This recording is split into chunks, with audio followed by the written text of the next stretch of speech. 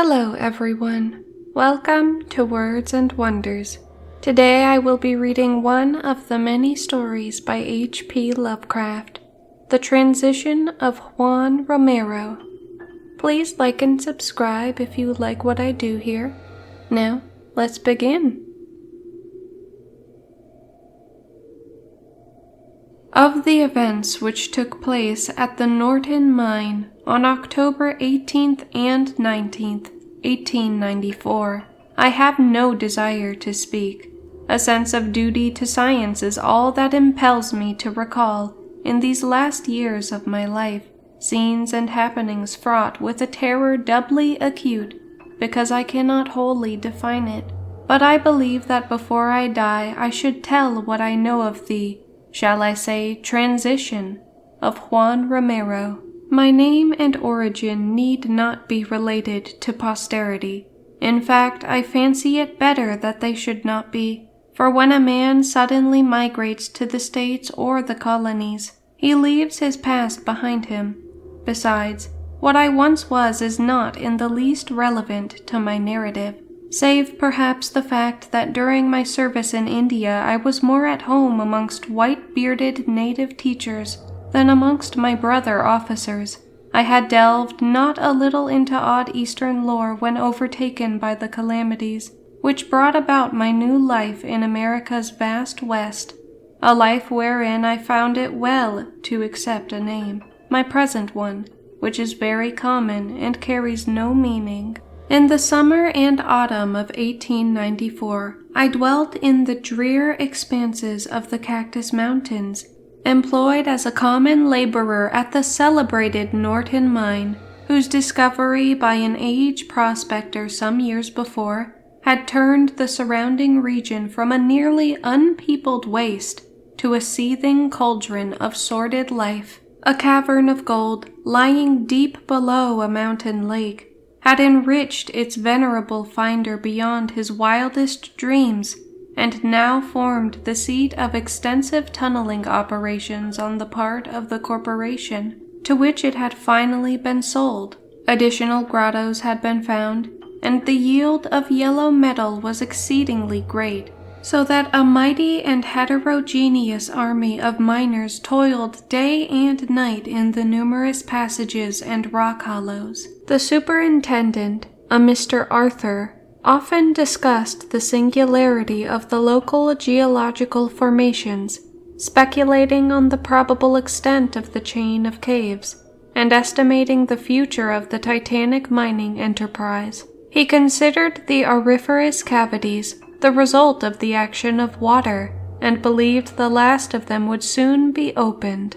It was not long after my arrival and employment that Juan Romero came to the Norton Mine, one of a large herd of unkept Mexicans attracted thither from the neighboring country. He at first commanded attention only because of his features, which though plainly of the red Indian type, were yet remarkable for their light color and refined conformation, being vastly unlike those of the average greaser or Paiute of the locality. It is curious that although he differed so widely from the mass of Hispanicized and tribal Indians, Romero gave not the least impression of Caucasian blood.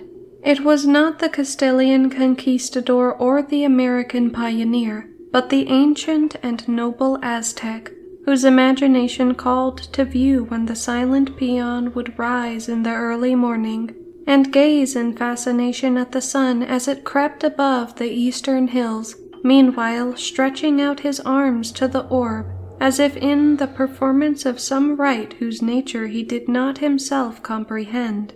But save for his face, Romero was not in any way suggestive of nobility. Ignorant and dirty, he was at home amongst the other brown-skinned Mexicans, having come, so I was afterward told, from the very lowest sort of surroundings. He had been found as a child in a crude mountain hut, the only survivor of an epidemic which had stalked lethally by.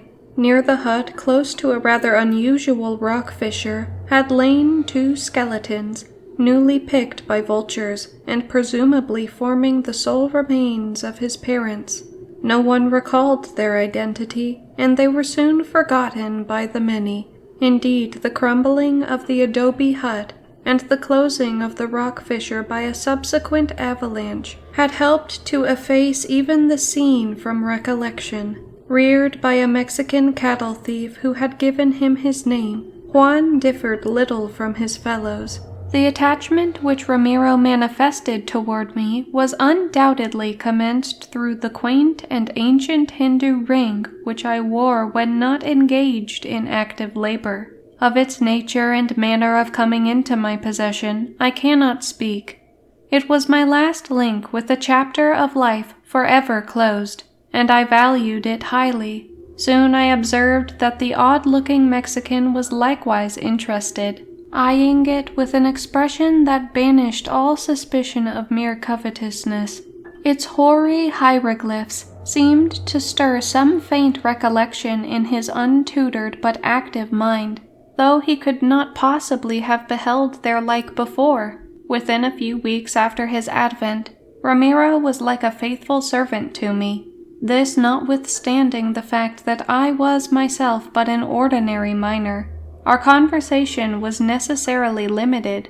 He knew but a few words of English, while I found my Oxonian Spanish was something quite different from the patois of the peon of New Spain. The event which I am about to relate was unheralded by long premonitions, though the man Romero had interested me, and though my ring had affected him peculiarly. I think that neither of us had any expectation of what was to follow when the great blast was set off.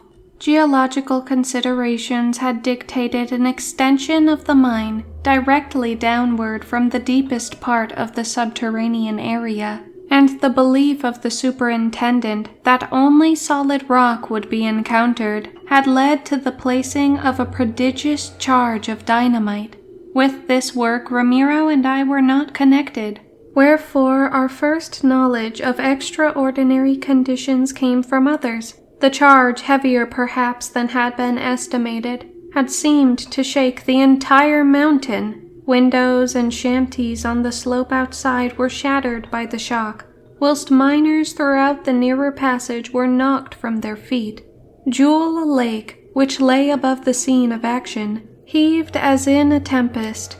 Upon investigation it was seen that a new abyss yawned indefinitely below the seat of the blast, an abyss so monstrous that no handy line might fathom it, nor any lamp illuminate it. Baffled, the excavators sought a conference with the superintendent, who ordered great lengths of rope to be taken to the pit, and spliced and lowered without cessation till a bottom might be discovered. Shortly afterward, the pale-faced workmen apprised the superintendent of their failure. Firmly, though respectfully, they signified their refusal to revisit the chasm, or indeed to work further in the mine until it might be sealed.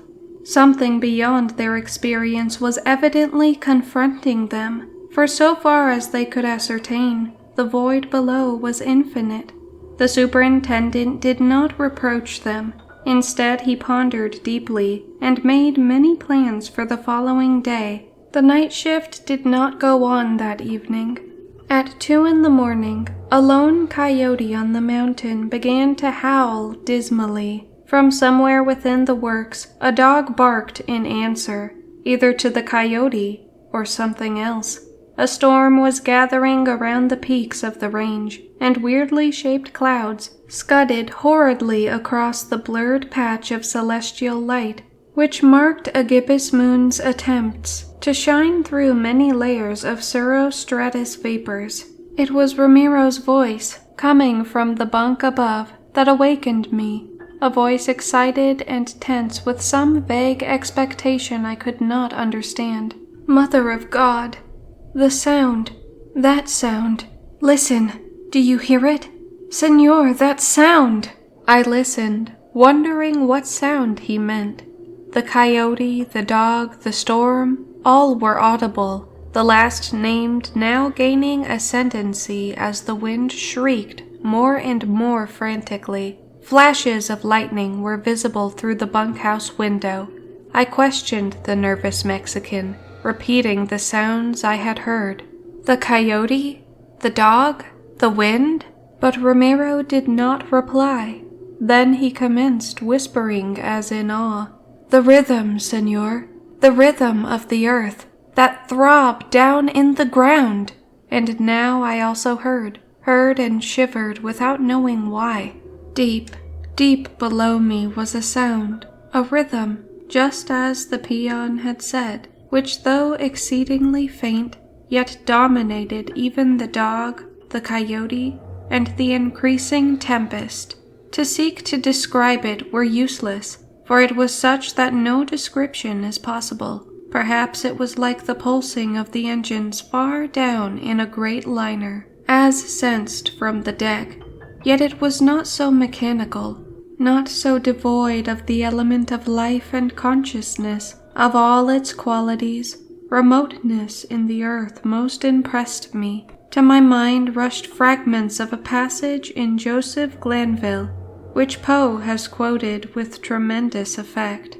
The vastness, profundity, and unsearchableness of his works, which have a depth in them greater than the well of Democritus. Suddenly, Romero leaped from his bunk, pausing before me to gaze at the strange ring on my hand, which glistened queerly in every flash of lightning, and then staring intently in the direction of the mineshaft.